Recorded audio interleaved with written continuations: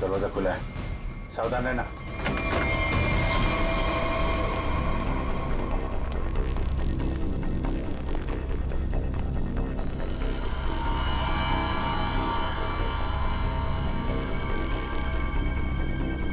Sir सारा सामान बिखरा पड़ा है। सर लगता है यहाँ पे हाथापाई हुई है। लेकिन ये रौनक और किशोर हैं कहाँ?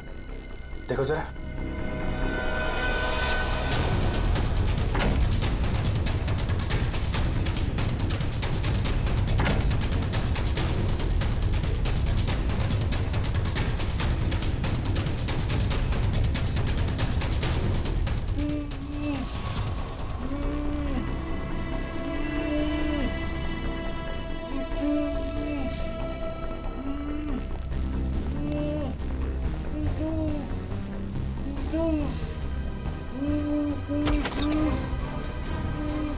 अरे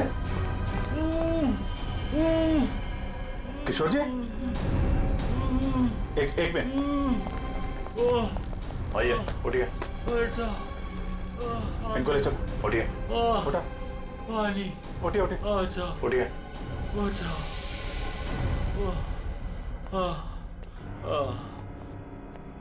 पानी दो इनको। Yes sir. पानी।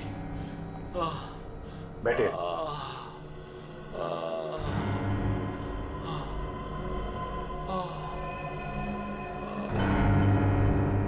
किसने किया ये सब? पता नहीं सर वो कौन लोग थे। उन्होंने मुझे मार मार कर बेहोश कर दिया और वहां बेसमेंट में फेंक दिया सर। आपका पोता रौनक कहाँ है जिसने वीरेंद्र का खून किया है? सर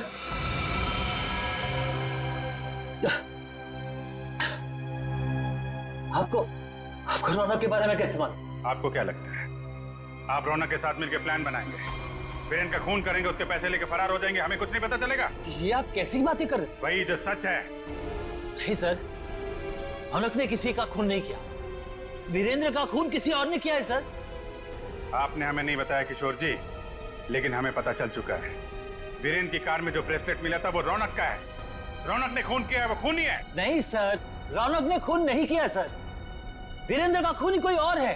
अच्छा, आपको ये कैसे पता? आप तो वीरेंद्र के मरने से पहले ही बेहोश हो गए थे ना? सर मेरी बात सुनिए, जब मुझ पर वार हुआ ना, मैं एकदम से बेहोश नहीं हुआ था, मैं तो धीरे धीरे।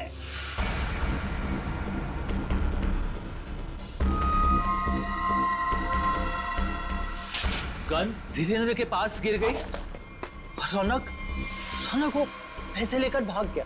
झूठ पे झूठ बोल रहे हैं आप किशोर जी। गन हमें वीरेंद्र की बॉडी के पास नहीं, वहां से काफी दूर मिली थी। और जब आपको पता चल गया कि रौनक पकड़ा जा सकता है तो आप हॉस्टल से उसे ले आए और कहीं छुपा दिया? नहीं सर, मैं झूठ नहीं बोल रहा हूँ। मैं रौनक को हॉस्टल से इसलिए लाया ताकि मैं उसे जल्द से जल्द विदेश भेज दूं। उसकी जान खतरे में थी सर। मानना पड़ेगा सर किशोर जी को, क्या कहानी लिखते हैं, फिर से नई कहानी गढ़ डाली है ना? सर मैं कोई कहानी नहीं गढ़ रहा हूँ, ये सच बात है।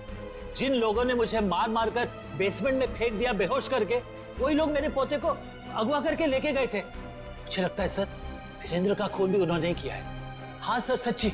लेकिन वीरेंद्र का खून उसी गन से हुआ है जो हमें क्राइम सीन पे मिली है, समझे आप? एक मिनट, ये कह रहे हैं कि गन वीरेंद्र की बॉडी के पास थी। हाँ, जबकि गन हमें वीरेंद्र की बॉडी से दूर मिली है। तो कहीं ऐसा तो नहीं कि इनके बेहोश होने के बाद कोई वहां पर आया और उसने वीरेंद्र का खून किया और गन वहां छोड़ के चला गया? लेकिन सर ऐसा कौन करेगा? वही जो रौनक को झूठे खून के मामले में फंसाना चाहता है। सर उसी हादसे के बाद रौनक को धमकी वाले फोन आने लगे। किस बात की धमकी? वो पैसों के, 5 करोड़ के। पैसे कहाँ हैं? पैसे? सर वो रौनक मुझे पैसे के बारे में बता ही रहा था। बेटा तू घबरा मत, तू बता साफ साफ क्या हुआ। दादाजी वो पैसे। हाँ बोल। दादाजी बता कहाँ है पैसे? क्या कर रहे हो दादाजी ये लोग क्या कर रहे हैं? छोड़ो, जल्दी बता पैसे कहाँ हैं? मुझे नहीं मालूम पैसे कहाँ हैं, मुझे नहीं पता। तू ऐसे नहीं मानेगा। दादाजी ये लोग क्या कर रहे हैं? छोड़ो, उससे पता लगा लेंगे। दादाजी ये रौनक का सारा सामान कहाँ है? रौनक का सामान उसके हॉस्टल के रूम में। मुझे रौनक की जान की इतनी फिक्र थी कि सब कुछ छोड़ के रौनक को घर लेके आ गया। रौनक का हॉस्टल चेक करना पड़ेगा। भाई साहब, मैं तो बस यही चाहती हूँ कि आप दोनों अपने बीच के सारे मनमुटाव भूलकर पहले की तरह अच्छे दोस्त बन जाएं। नहीं भाभी, ऐसा नहीं हो सकता। इसने जो मेरे साथ किया है ना, मैं इसे कभी माफ नहीं करूंगा। किशोर, मुझे मालूम था, इसीलिए मैं माफी मांगने तेरे घर आया हूं। मुझे पता था कि तू आसानी से माफ नहीं करेगा, इसीलिए मैं मेरे साथ रीना को भी लेके आया हूँ। मेरा नहीं तो कम से कम इसका तो मान रख ले। हाँ भाई साहब, 5 साल हो गए आप दोनों के बीच की इस दूरी को। अरे जो दोस्त एक दूसरे को देखे बिना रह नहीं सकते थे, आज वो एक दूसरे को देखना तक पसंद नहीं करते। प्लीज भाई साहब, मान जाइए ना। अरे भाभी, ये वीरेंद्र ने जो मेरे साथ किया है ना, मैं इसे... भाई साहब, भाभी मानते हैं ना आप मुझे, तो प्लीज मेरी बात मान लीजिए। कल ये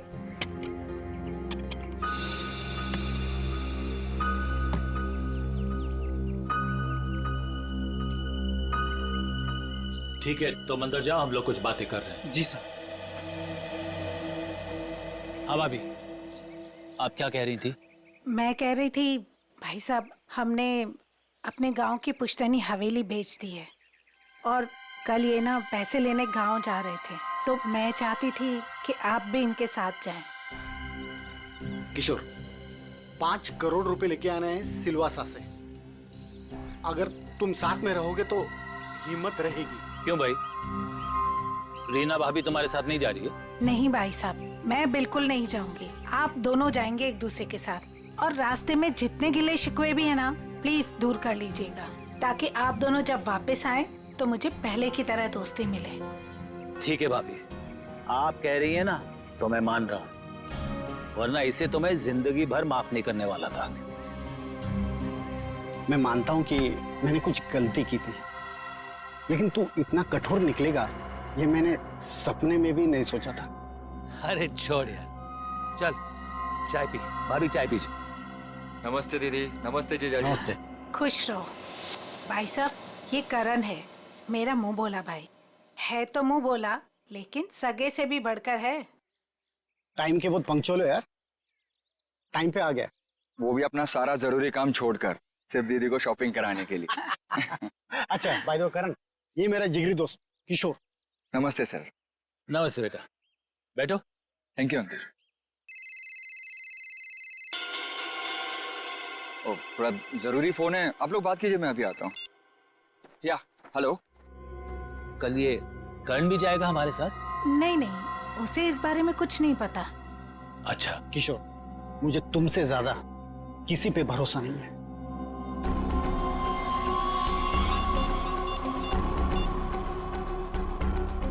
हेलो, मालिक कल 5 करोड़ रुपया लेने के लिए बीरेन जी के साथ उनके गांव सिलवासा जा रहे हैं।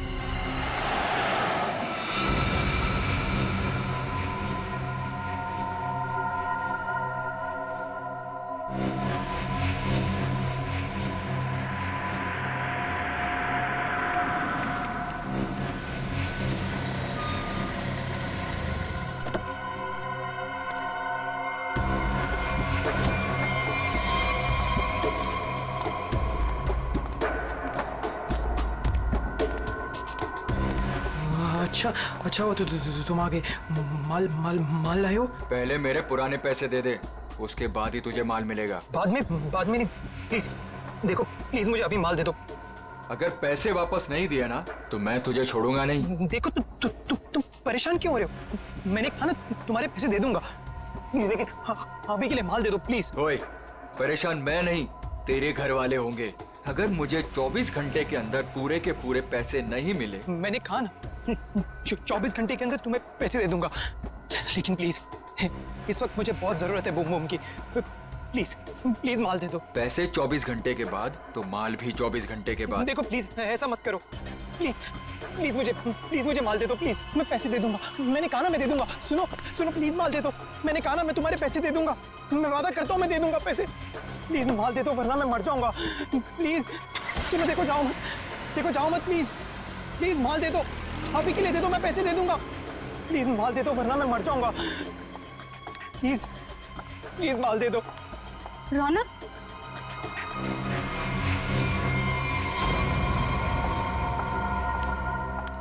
ये क्या हालत बना रखी है तुमने? ये सब छोड़ क्यों नहीं देते हो रौनक? तुम यहाँ क्या कर रही हो?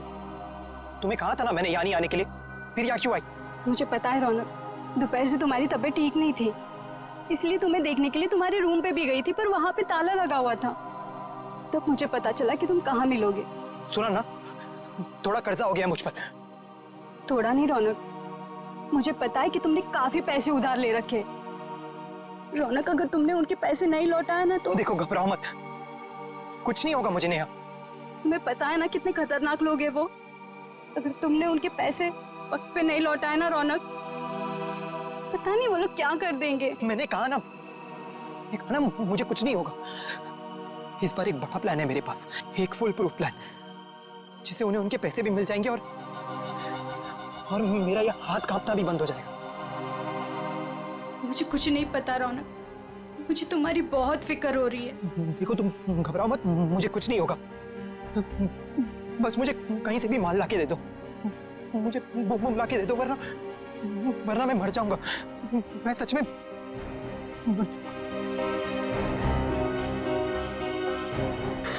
रौनक, रौनक, रौनक तुम ठीक हो ना?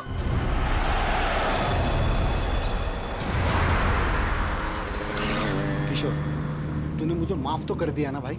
यार तू भी कमाल का आदमी है, 50 बार मेरे से बोल चुका है, थकता नहीं है क्या? क्या है किशोर कि जब तू नाराज हो गया था ना और मिलना जुलना छोड़ दिया था ना, तब मुझे एहसास हुआ कि दोस्ती की क्या कीमत होती है। और किशोर, अब ये दोस्ती मैं खोना नहीं चाहता हूँ। एक बात बताऊं, एक रास्ता है ये दोस्ती को और मजबूत बनाने का। कौन सा? ये जो 5 करोड़ रुपए है ना, ये मैं ले लेता हूँ। क्या? अरे तू नहीं देगा तो भी मैं ले लूंगा, जबरदस्ती। किशोर, ये पैसे देकर तेरी नीयत बदल गई? अरे ये कौन पड़ा है रास्ते में? लगता है कोई घायल पड़ा हुआ है। अरे हाँ यार, मैं रोकता हूँ।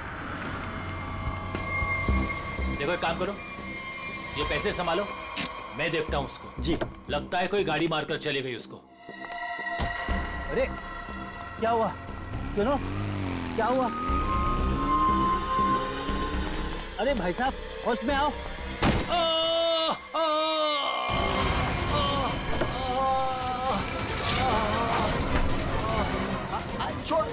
छोड़ मुझे, बचाओ, छोड़, चोर, बचाओ, बचाओ।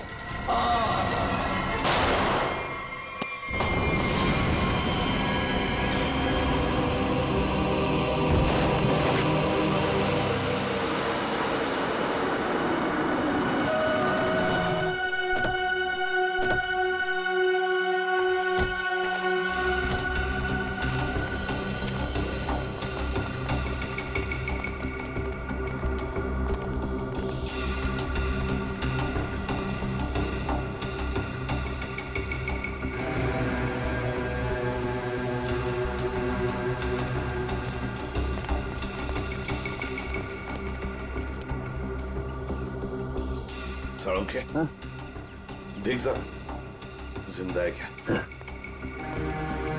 सर, इसका नाम किशोर है सर। गहरी चोट लगी, इसमें बेहोश हो गई, तुरंत हॉस्पिटल भिजवाना पड़ेगा। फ्रेडी, मैं एम्बुलेंस को फोन करता हूँ सर। हाँ जल्दी।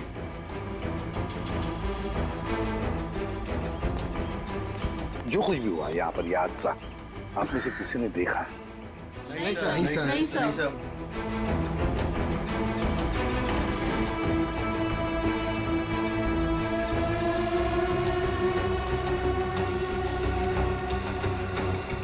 बॉस, पॉइंट ब्लैंक रेंज से गोली मारी गई है। गन पाउडर लगा हुआ अभी भी घाव पर। हाँ,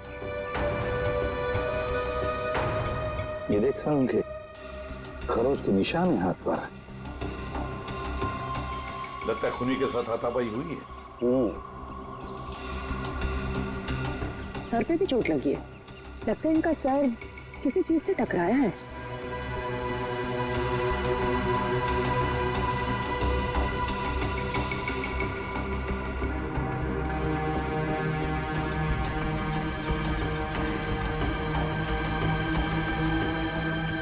शायद यहाँ पे टकराया इसका सिर।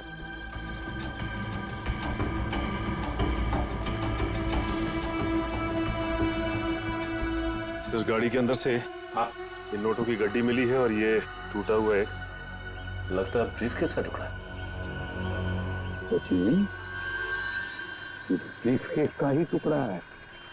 ब्रीफकेस का टुकड़ा और ये सब गाड़ी के अंदर मिला तो जरूर गाड़ी के अंदर ब्रीफकेस होनी चाहिए सचिन। हो सकता है उस ब्रीफकेस के अंदर पैसे भी हो और शायद उसी लिए ये सब हुआ होगा। देखते हैं, पता चल जाएगा।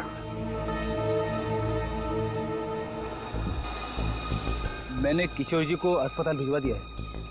ठीक है।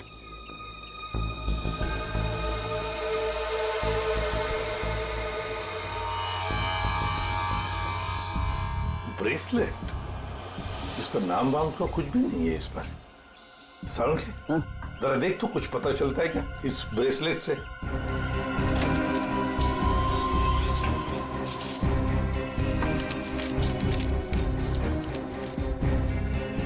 सर, हाँ, ये गाड़ी किसी वीरेंद्र नाम के आदमी की है। लगता है सचिन वो किशोर है तो फिर यही वीरेंद्र है।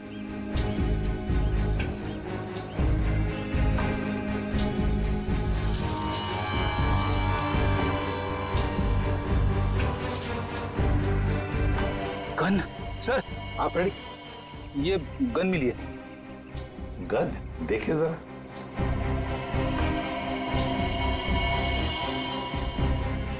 दे दो तरीका को।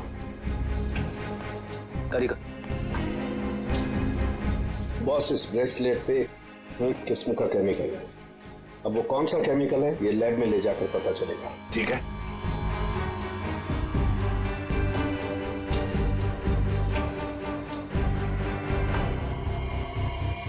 सर, इस गन पे खून लगा हुआ है।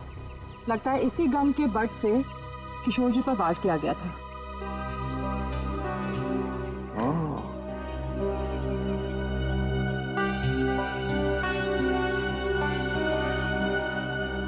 गाड़ी, दो लोग, किशोर और वीरेंद्र। वीरेंद्र की लाश। क्या हुआ होगा यहाँ पर, देखते हैं।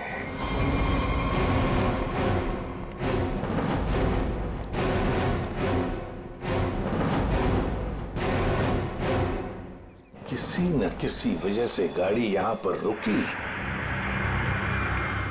किशोर गाड़ी में से बाहर निकला, उसकी पीठ इस तरफ थी। बस उसी में किसी ने आकर उसे यहां सिर पर वार किया और किशोर यहां पर गिर गया। हो सकता है ब्रीफकेस में पैसे थे। वीरेंद्र शायद पैसे की बैग लेकर अपने आप को बचाने की कोशिश में भाग रहा था। खूनी ने उसे देख लिया और दबोच लिया। दोनों में हाथापाई हो गई।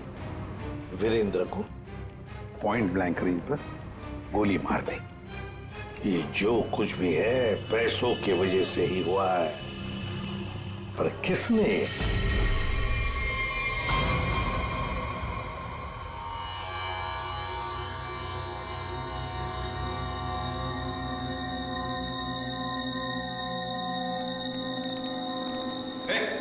क्या कर रहा था उनके?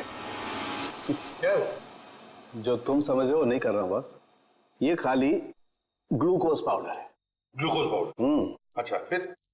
और ये देखो, इस ब्रेसलेट पर ये जो निशान है ना, हाँ, ये स्क्रैचेस नहीं है। तो फिर क्या है? एक खास किस्म के निशान है बॉस।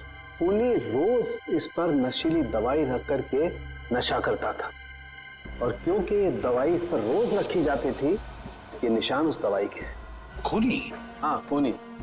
क्योंकि वीरेंद्र और किशोर को नशे की आदत नहीं है। पर कैसा ड्रग है ये सालों के? ये कुछ अलग तरीके की ड्रग है बॉस। इसमें जो पेन किलर्स हैं, जो बुखार की दवाइयां, उनके केमिकल्स मिले हुए हैं। लेकिन इसमें एक फर्क है। कैसा फर्क? फर्क ये है बॉस कि जो दवाइयां एक्सपायर हो चुकी हैं, जिन्हें नष्ट करने के लिए अस्पताल में अलग रख दिया जाता है, ये नशीली दवाई उन्हें रीजेनरेट करके बनाई गई है। सचिन, इस राका कबरी को काम पे लगा। उसे कहो पता लगाओ है क्या ये ट्रक। बूम बूम साहब। बूम बूम बहुत ही सस्ता और अच्छा माल है। लंबे टाइम तक नशा रहता है साहब उसका। जो एक बार लेकर जाता है तो बार बार इसी को मांगता है। और ऐसे ड्रग्स का इस्तेमाल किस तरह के लोग करते हैं? टेंशन तो दुनिया में सभी को है, तो हर तरह के लोग इसे इस्तेमाल करते हैं। लेकिन साहब सस्ता होने की वजह से एक कॉलेज के लड़के लोग इसको बहुत ज्यादा इस्तेमाल करते हैं। ये ब्रेसलेट देख, अच्छी तरह से देख। देखा है इसे कभी किसी के हाथ पर? कोई आया था तुम्हारे पास ड्रग खरीदने के लिए और कुछ काम के लिए? नहीं साहब, अबुल इसको नहीं पहचानता, अबुल ने नहीं देखा। लेकिन साहब मैं आपके पैर पकड़ता है, छोड़ दीजिए। अभी से सारा धंधा बंद कर दे अबुल, प्लीज साहब। तुम जैसे सब लोग यही कहते हैं। तुम लोगों को कहां बिठाना है ना, सब पता है हमें। नहीं साहब प्लीज मैं आपको आपके पैर पकड़ता है साहब। पैर पकड़ता है? सचिन, एक बात पक्की है, ये जो कुछ भी हुआ है पैसों के लिए ही हुआ है। और जिसने भी किया है ना, वो वीरेंद्र के करीब का है, वीरेंद्र के करीब का। जो कुछ भी हुआ उसका बहुत दुख है हमें। जिसने भी ये किया है ना, उसे हम जल्द से जल्द पकड़ने की कोशिश कर रहे हैं। वैसे आ कहां से रहे थे किशोर और वीरेंद्र? सर, दोनों हमारे गांव गए थे, सिलवासा। पुश्तैनी हवेली बेची थी हमने, उसी के पैसे लेने गए थे। पुश्तैनी हवेली बेचने के लिए? कितने पैसे? 5 करोड़ रुपए। 5 करोड़ रुपए? इतना सारा पैसा कैसे? मतलब रोकड़ लेकर आ रहे थे? मेरा मतलब है कैश में लेकर आ रहे थे? जी, दरअसल वीरेंद्र को गांव में इतनी बड़ी रकम बैंक में ट्रांसफर करना सही नहीं लगा, इसीलिए वो पैसे लेने खुद चले गए थे। लेकिन मुझे क्या पता था कि वो वहां से जिंदा वापस ही नहीं आएंगे। एक बात पूछूं, आप क्यों नहीं गई उनके साथ? दरअसल वीरेंद्र और किशोर भाई साहब बहुत ही पुराने दोस्त थे, लेकिन बिजनेस की वजह से उन दोनों में मनमुटाव हो गया था। अभी कुछ दिन पहले ही उन दोनों की बातचीत शुरू हुई थी। मुझे लगा कि दोनों एक दूसरे के साथ रहेंगे तो उनके गिले शिकवे दूर हो जाएंगे, इसीलिए मैं उनके साथ नहीं गई थी। अच्छा, एक बात बताइए, किशोर और वीरेंद्र इन दोनों के बीच में दोस्ती टूटने की वजह क्या थी? पैसा। पैसा? दरअसल दोनों दोस्तों ने मिलकर एक कंपनी खोली थी, लेकिन वीरेंद्र ने अपने निजी काम की वजह से बाहर से कंपनी के नाम से पैसा उधार ले लिया था। अच्छा। और टाइम पर पैसा ना चुकाने की वजह से कंपनी का नाम खराब होने लगा था। और जब ये बात किशोर भाई साहब को पता चली तो उन्हें बहुत ही गुस्सा आया और दोनों में कहा-सुनी हो गई। आपको ऐसे नहीं लगता है कि शायद किशोर का हाथ हो इसमें? आइए साहब, आइए। मालिक इस कमरे में। ठीक है, थैंक यू। किशोर जी। अरे आप लोग? संभालिए। कैसी तबीयत है आपकी अब? ठीक है, पहले से तो बेहतर हूँ। एक्चुअली जो हादसा आप लोगों के साथ हुआ है उसके बारे में हमें थोड़ी पूछताछ करनी थी। हाँ बोलिए ना। जिस कार में आप और वीरेंद्र आ रहे थे उसमें हमें एक ब्रेसलेट मिला है, ये उसकी फोटो है। आप इसको पहचानते हैं? नहीं, इसके बारे में मुझे कुछ नहीं पता। ठीक है, ये बताइए कि उस दिन हुआ क्या था? भाई, हुआ ये कि हम लोग वीरेंद्र के 5 करोड़ रुपए सिलवासा से लेकर मुंबई आ रहे थे। जब हम लोग बम्बई के पास आए तो अरे ये कौन पड़ा है रास्ते में? लगता है कोई घायल पड़ा हुआ है। देखो एक काम करो, ये पैसे संभालो, मैं देखता हूँ उसको। जी। लगता है कोई गाड़ी मारकर चली गई उसको। अरे ये क्या हुआ? सुनो, क्या हुआ? अरे सुनो, होश में आओ। उसके बाद मैं बेहोश हो गया और उसके बाद मुझे कुछ याद नहीं। आप लोग पैसे लेके आने वाले हैं, ये बात आप दोनों के अलावा और किस किस को पता थी? वीरेंद्र की वाइफ रीमा, बस, और किसी? कोई और किसी को जानकारी थी? याद कीजिए, जब आप लोग बात कर रहे हो तो शायद उस समय कोई आया गया हो। बीच में मेरा नौकर गनू चाय लेकर आया था।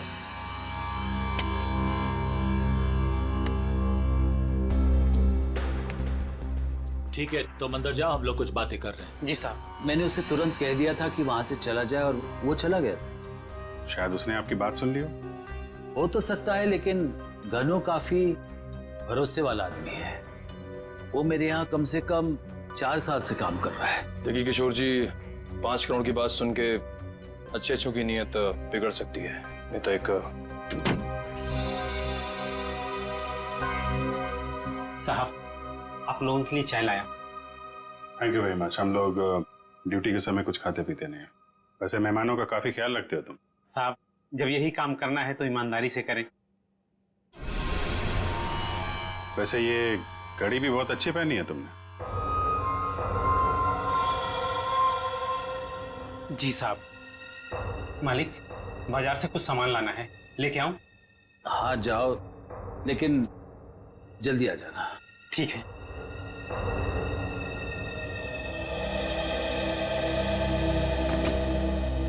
मतलब कोई और आया गया नहीं जब आप ये बात कर रहे थे पैसों की? नहीं, ऐसा तो एक सेकंड, मुझे याद आ रहा है उस वक्त वहां रीना का भाई करण आया था। करण? आई सी। लेकिन तब तक तो हमारी बातें हो चुकी थी। ठीक है, अभी आप आराम कीजिए, जरूरत पड़ी तो आपको दोबारा परेशान करेंगे। जी sir. Thank you very much. अच्छा जी, बाय। ये जो नौकर है ज्ञानो, ये कुछ गड़बड़ लगता है, इस पर नजर रखनी पड़ेगी। आइए सर, यही है रौनक का कमरा।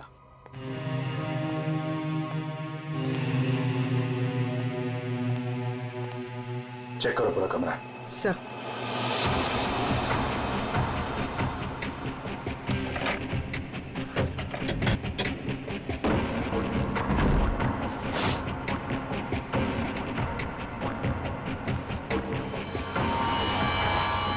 सर,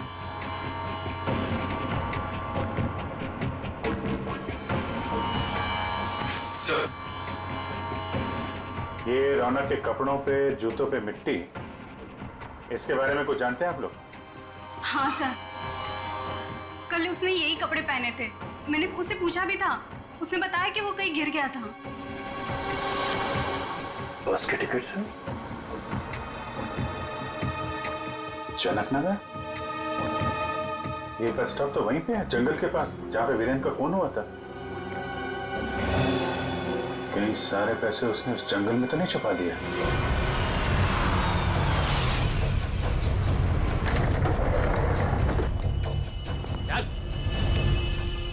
चल बात, चल आगे चल। थोड़ा सा किधर है? थोड़ा सा बुम बुम दे दो वरना मैं मर जाऊंगा। चल उधर, पता किधर है? मैं बताता हूँ, लेकिन पहले थोड़ा सा माल दे दो ना प्लीज, वरना मैं मर जाऊंगा। होशियारी बनकर, जितना बोला उतना कर।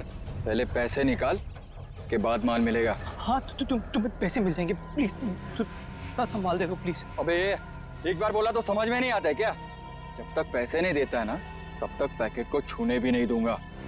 अब जल्दी से बता पैसे किधर है, वरना ये पैकेट तुझे कभी नहीं मिलेगा और तू ऐसे तड़प तड़प के मर जाएगा। नहीं, उस तरफ। उधर है? हाँ, उस तरफ। चल फिर, चल जल्दी।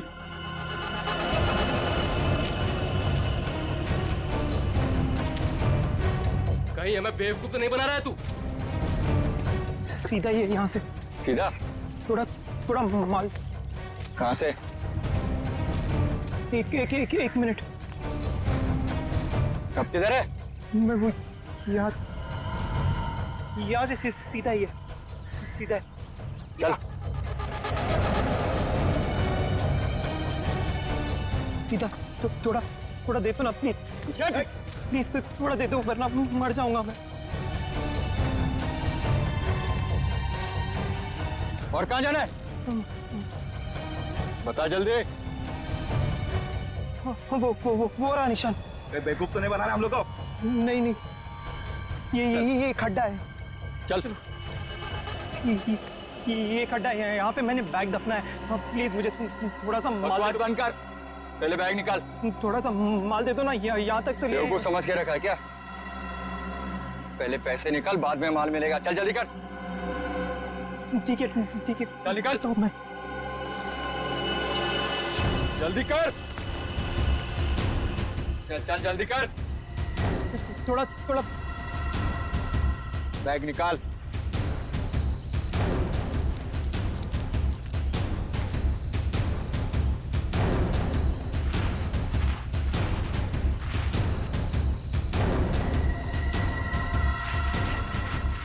तू ऐसे नहीं मानेगा।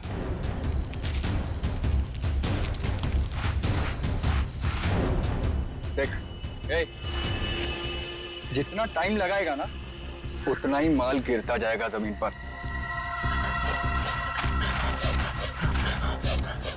चल जल्दी कर।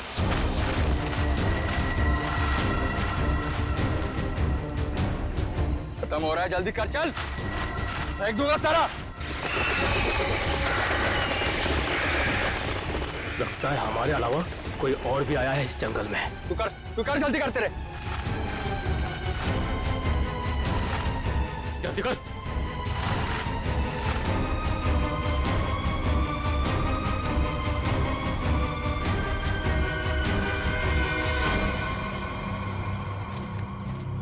पूरा जंगल छान मारते हैं।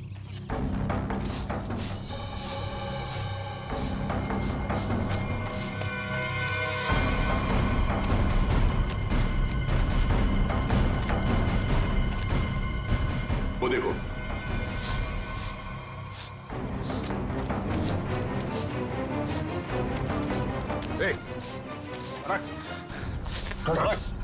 रौनक, अरे रौनक बेटा, क्या हाल बना रखा है? संभालो अपने आप को। रौनक, कौन है इन सबके पीछे? हैं? रौनक बेटा।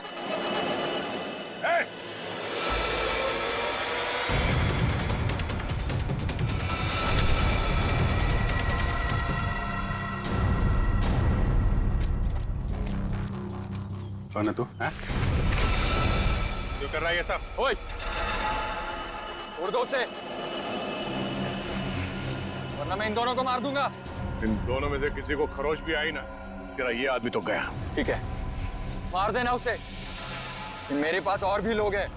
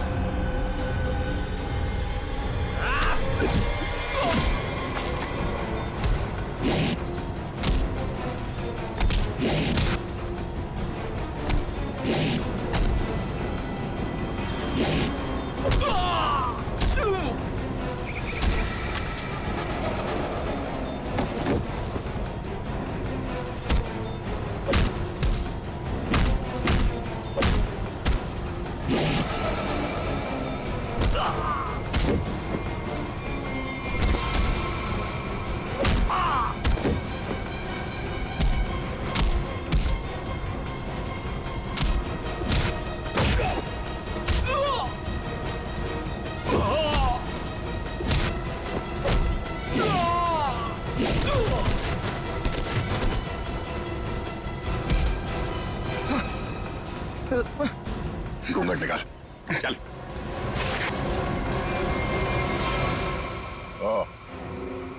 वांटेड ड्रग माफिया रजनी का बेटा दिलावर।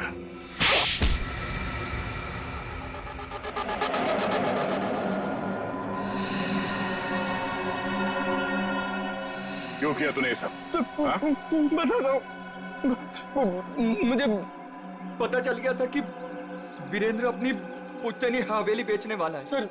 तभी मैंने पैसे लूटने की प्लानिंग कर ली थी सर।